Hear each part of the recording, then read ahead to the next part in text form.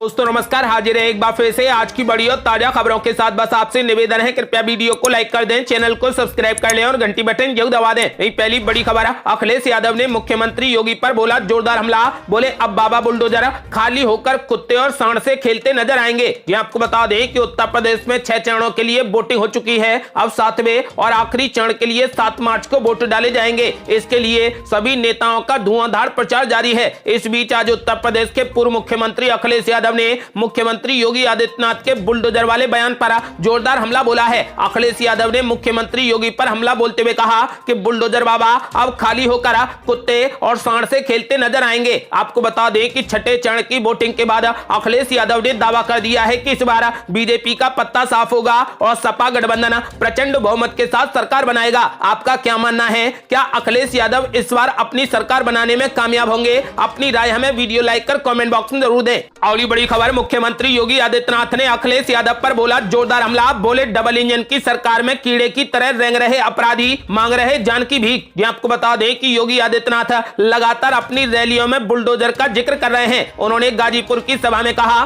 कि इसी जिले में बीजेपी के नेता की हत्या हुई। सपा ने अपराधियों के सामने घुटने टेके थे। जो सपा के समेत तमंचा लहराते थे आज वे कीड़े की तरह रेंगते हैं और व्हील चेयर पर आज वो अपराधी अपनी जान की भीख मांगते हैं। मुख्यमंत्री योगी ने कहा, मैं देख रहा हूं कि मेरी सभा में बुलडोजर भी खड़े हैं। ये वही बुलडोजर हैं जिसने गाजीपुर को लखनऊ से एक्सप्रेसवे के माध्यम से जोड़ा है। इससे जो एक्सप्रेसवे बनते हैं वो भी विकास है और जो गरीबों के पैसे पर डकैती डालता है जब उस पर ये बुलडोजर चलते हैं तो वो भी विकास है। विकास और बुलडोजर दोनों साथ साथ काम करते हैं। इसके लिए दमदार सरकार चाहिए। उन्होंने रैली में बुलडोजर की तस्वीर साझा करते हुए कहा कि जनपद गाजीपुर की सुशासन प्रिय जनता जनार्दन का ये अभूतपूर्व समर्थन घनघोर राष्ट्रवादों की ऐतिहासिक विजय और घोर परिवारवादियों की प्रचंड पराजय का उद्घोष कर रहा है। मेरे गाजीपुर वासियों ने माफियावादियों को सिरे से नकार दिया है। आपको बता दें कि मुख्यमंत्री योगी आदित्यनाथ ने दावा कर दिया है कि बीजेपी एक बार फिर प्रचंड बहुमत के साथ सरकार बनाने जा रही है। और बड़ी खबर, ओम प्रकाश राजभर ने योगी आदित्यनाथ पर बोला जोरदार हमला। बोले 10 मार्च को 10 बजे गाना बजेगा कि मेरे अंगने में तुम्हारा क्या काम है। आपको बता दें कि उत्तर प्रदेश में 6ठे चरण की वोटिंग के बाद बनारस में सुहेलदेव भारतीय समाज पार्टी के प्रमुख ओम प्रकाश राजभर का अलग ही अंदाज देखने को मिला। 7वें चरण की वोटिंग को लेकर काशी पहुंचे ओम प्रकाश राजभर ने भोजपुरी अंदाज में लोगों से समाजवादी पार्टी की सरकार बनाने की अपील की। साथ ही पीएम मोदी और मुख्यमंत्री योगी आदित्यनाथ पर जमकर हमला बोला। मुख्यमंत्री योगी पर हमला करते हुए ओम प्रकाश राजभर ने कहा कि कांग्रेस तो लड़ाई में है नहीं, बसपा नोटिस में नहीं, भाजपा की विदाई होना तय है। 10 मार्च को 10 बजे गाना बजेगा कि मेरे अंगने में तुम्हारा क्या काम है और दूसरा गाना बजेगा कि चल सन्यासी मंदिर में। आपको बता दें कि यूपी में समाजवादी पार्टी के साथ में मिलकर विधानसभा चुनाव लड़ रही सुहेलदेव भारतीय समाज पार्टी के राष्ट्रीय अध्यक्ष ओम प्रकाश राजभर ने दावा किया है कि सत्तारूढ़ बीजेपी इस चुनाव में अपने अस्तित्व की लड़ाई लड़ रही है। उन्होंने कहा कि भाजपा इस चुनाव में अपने अस्तित्व की लड़ाई को नहीं बचा पाएगी और परिणाम को लेकर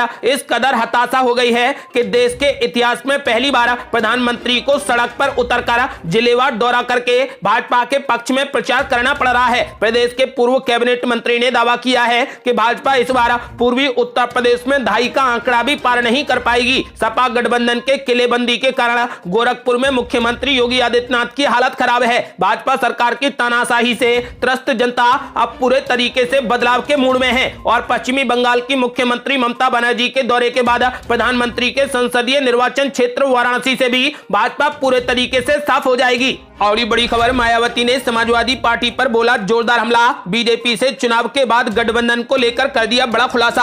आपको बता दें कि उत्तर प्रदेश के सियासी समर में 6 चरणों के लिए वोटिंग हो चुकी है जबकि 1 चरण के लिए मतदान अभी बाकी है। पूरे चुनाव प्रचार के दौरान बसपा प्रमुख मायावती ज्यादा नजर नहीं आई। धीमे प्रचार और चुनाव के बाद बीजेपी के साथ में गठबंधन की अटकलों पर मायावती ने कई खुलासे किए हैं। बसपा सुप्रीमो ने कहा कि हमारे काम करने का तरीका अलग है, हम दूसरी पार्टियों की नकल नहीं करते हैं। न मैं कभी रोड शो करती हूं, न गली मोहल्ले में कभी जाती हूं। मैंने अपने कैडर को अलग तरीके से तैयार किया है। मायावती ने कहा कि दूसरी पार्टी के लोग हमारी नकल कर रहे हैं। हमने पूरे साल काम किया, मैं लखनऊ में ही पूरे साल थी। उन्होंने कहा कि इस बार उम्मीदवारों का सिलेक्शन मैंने सर्व समाज को को ध्यान में रखकर किया है। मैंने अपने आवास को ही दफ्तर बना लिया। बीजेपी के साथ में तालमेल पर मायावती ने कहा ये विरोधी लोग बोल रहे हैं। इस दौरान उन्होंने कहा कि सपा का बुरा हाल है, मुस्लिम जनसंख्या जहां पर ज्यादा है वहां तक तो उन्होंने मुस्लिम समुदाय के लोगों को टिकट नहीं दिया। एनडीटीवी से बातचीत में मायावती ने कहा कि हमने सर्व समाज को टिकट दिया है, दलित, मुस्लिम और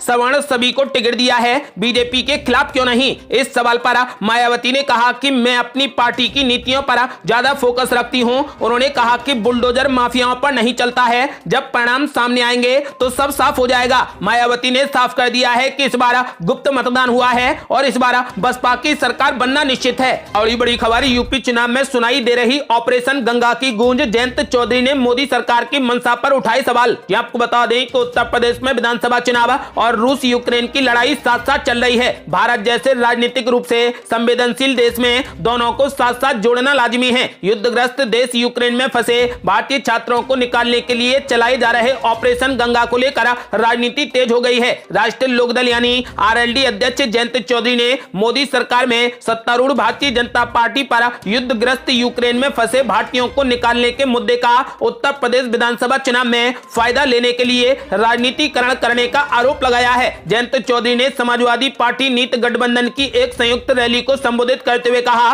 कि करीब 3 दशक पहले भी बहुत बड़ी संख्या में कुवैत से फंसे भारतीय लोगों को वापस लाया गया था, लेकिन उस वक्त किसी ने इस अभियान को कोई नाम नहीं दिया था। उन्होंने कहा कि लेकिन इस सरकार ने यूक्रेन से भारतीय नागरिकों को वापस लाने के अभियान का नाम गंगा नदी के नाम पर रखा है, क्योंकि उसकी नजर बनारस और उत्तर प्रदेश विधानसभा चुनाव पर है। जयंत चौधरी ने कहा कि मैं दुआ करता हूं कि यूक्रेन में फंसे भारतीय नागरिक सुरक्षित अपने घर लौट आएं, लेकिन उन्हें वापस लाने के नाम पर काफी दिखावा हो रहा है। प्रधानमंत्री नरेंद्र मोदी इसे मुद्दा बनाने के लिए अपनी चुनावी रैलियों में ऑपरेशन गंगा का नाम ले रहे हैं। आपको बता दें कि रालोद अध्यक्ष ने कहा कि मुझे उम्मीद है कि जिस तरीके से गंगा का नाम अच्छा है उसी तरीके से अभियान में अंत में हर चीज अच्छी हो और यूक्रेन में फंसे भारतीय नागरिक सुरक्षित अपने घर लौट सकें। आपको बता दें कि फिलहाल जयंत चौधरी ने इसको लेकर बीजेपी की मंशा पर सवाल उठाए हैं। और बड़ी खबर, पुरानी पेंशन बहाल करने को लेकर मुख्यमंत्री योगी आदित्यनाथ ने कर दिया बड़ा ऐलान। आपको बता दें कि राजस्थान सरकार ने राज्य के कर्मचारियों को पुरानी पेंशन बहाल कर बड़ा तोहफा दिया है। इसके अलावा उत्तर प्रदेश के चुनाव में भी ये मुद्दा लगातार चल रहा है। सपा अध्यक्ष अखिलेश यादव अपनी सरकार बनने पर पुरानी पेंशन बहाल करने का वादा कर रहे हैं। अब तक इस पर भाजपा की ओर से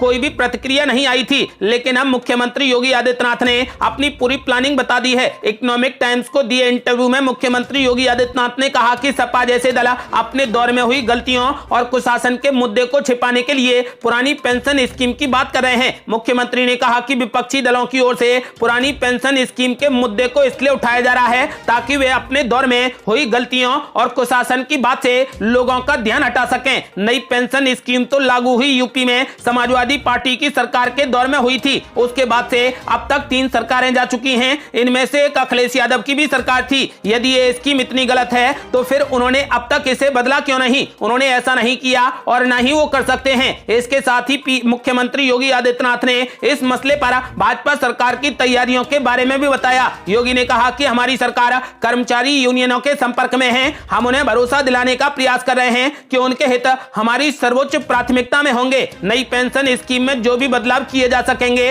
वो हम करेंगे। मुख्यमंत्री योगी आदित्यनाथ ने कहा कि पीएम नरेंद्र मोदी की लीडरशिप में हमारी सरकार सबका साथ सबका विकास की नीति पर काम कर रही है। उन्होंने कहा कि हमारी कोशिश है कि बिना किसी पक्षपात के समाज के सभी वर्गों तक लाभ पहुंच सके। उन्होंने कहा कि कुछ ऐसे वर्ग हो सकते हैं जिन्हें विकास का अधिक लाभ मिला हो। हम ऐसे वर्गों के लिए खास योजनाएं तैयार करेंगे जिन्हें अब तक लाभ नहीं मिल पाया है। आपको बता दें कि मुख्यमंत्री योगी आदित्यनाथ ने पुरानी पेंशन स्कीम को बहाल करने का बड़ा ऐलान कर दिया है। और बड़ी खबर, पीएम नरेंद्र मोदी ने विपक्ष पर बोला जोरदार हमला। बोले घोर परिवारवादियों का यूपी की जनता ने कर दिया सफाया। इस बार 10 मार्च से ही शुरू हो जाएगी होली। आपको बता दें कि प्रधानमंत्री नरेंद्र मोदी ने उत्तर प्रदेश के चंदौली में चुनावी रैली को संबोधित करते हुए समाजवादी पार्टी का नाम लिए बिना जमकर निशाना साधा। पीएम मोदी ने कहा कि यही खबरें आ रही हैं कि घोर परिवारवादियों का यूपी की जनता ने पत्ता साफ कर दिया है। इस बार की होली 10 मार्च से ही शुरू हो जाएगी। पूरा यूपी 10 मार्च को ही रंगों वाली होली मनाने वाला है। यूपी में 6वें चरण का मतदान खत्म हो गया है। अब राज्य में सिर्फ आखिरी चरण का मतदान बाकी है। इसके लिए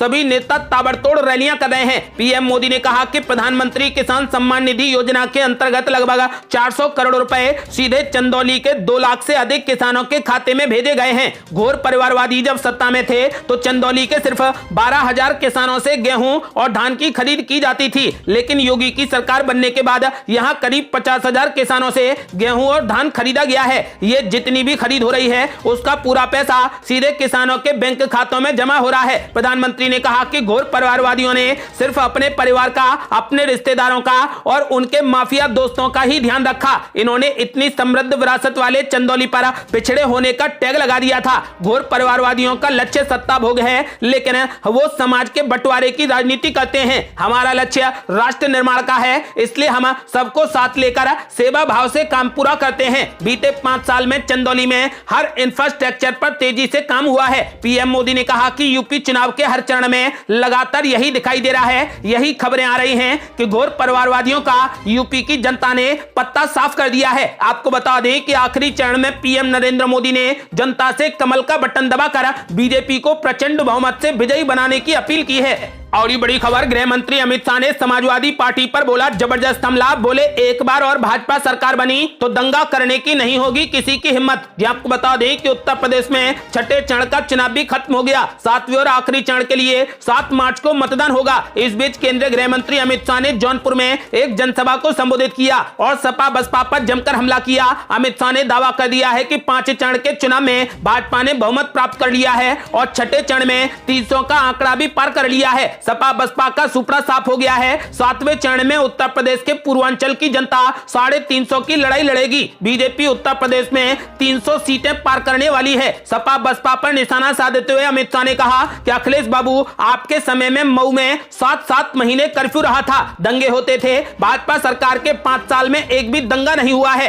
एक बार और भाजपा की सरकार बना दो, 5 साल तो क्या 10 साल तक दंगा करने की किसी की हिम्मत नहीं होगी। सपा बसपा कांग्रेस ने पिछड़ा समाज के लिए कुछ भी नहीं किया। अमित शाह ने आगे कहा कि आज अतीक अहमद, आजम खान, मुख्तार अंसारी जेल में हैं। भाजपा की योगी सरकार ने माफियाओं को चुन चुन कर उत्तर प्रदेश से खदेड़ने का काम किया। जात पात में आकर अगर गलती से साइकिल की सवारी की तो ये जेल में नहीं रहेंगे। यूपी में 15 साल सपा बसपा का शासन चला। प्रदेश में बिजली कभी भी 24 घंटे नहीं आती थी। पूरे उत्तर प्रदेश में 24 घंटे बिजली पहुंचाने का काम भाजपा सरकार ने किया है। आपको बता दें कि गृह मंत्री अमित शाह ने जनता से अपील की है कि एक बार और भाजपा की सरकार बना दो, 5 साल तो क्या 10 साल तक दंगा करने की किसी की भी हिम्मत नहीं होगी। ये थी अब तक की बेहद बड़ी खबरें। आपका क्या मानना है, इस बार उत्तर प्रदेश में किस पार्टी की सरकार बनने वाली है? अपनी राय हमें वीडियो लाइक कर कमेंट बॉक्स में जरूर दें। ये थी अब तक की बेहद बड़ी खबरें। यदि आपने अभी तक हमारे चैनल को सब्सक्राइब नहीं किया है तो कृपया चैनल को सब्सक्राइब कर घंटी बटन जरूर दबा दें। जल्दी मिलते हैं बड़ी अपडेट के साथ, तब तक के लिए जय हिंद, जय भारत।